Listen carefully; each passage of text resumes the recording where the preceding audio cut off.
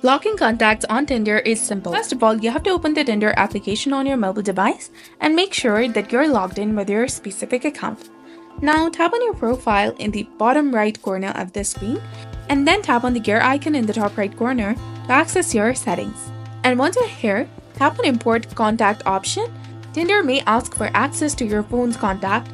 Allow the app to access your contact list first, and then you will see the list of your phone contacts over there. Tap on the names of the contacts you want to block. And after making your selections, confirm by tapping on block.